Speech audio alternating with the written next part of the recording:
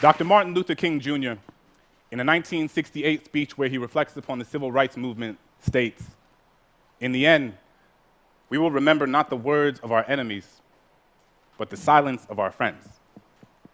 As a teacher, I've internalized this message. Every day, all around us, we see the consequences of silence manifest themselves in the form of discrimination, violence, genocide, and war. In the classroom, I challenge my students to explore the silences in their own lives through poetry. We work together to fill those spaces, to recognize them, to name them, to understand that they don't have to be sources of shame. In an effort to create a culture within my classroom where students feel safe sharing the intimacies of their own silences, I have 4 core principles posted on the board that sits in the front of my class, which every student signs at the beginning of the year. Read critically, write consciously, speak clearly, tell your truth. I find myself thinking a lot about that last point, tell your truth. And I realized that if I was going to ask my students to speak up, I was going to have to tell my truth and be honest with them about the times where I failed to do so. So I'd tell them that growing up, as a kid in a Catholic family in New Orleans, during Lent, I was always taught that the most meaningful thing one could do was to give something up. Sacrifice something you typically indulge in to prove to God you understand His sanctity. I've given up soda, McDonald's, French fries, French kisses, and everything in between. But one year, I gave up speaking. Figured the most valuable thing I could sacrifice was my own voice, but it was like I hadn't realized that I had given that up a long time ago.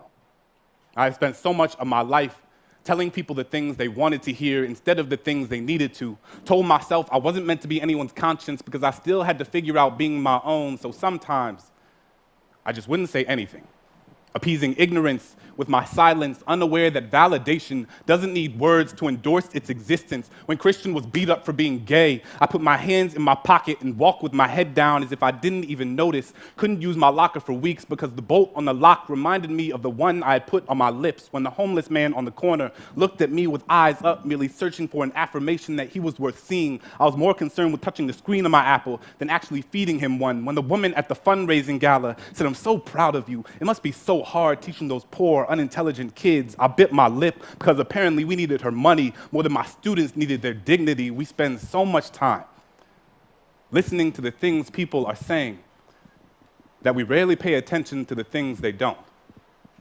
Silence is the residue of fear.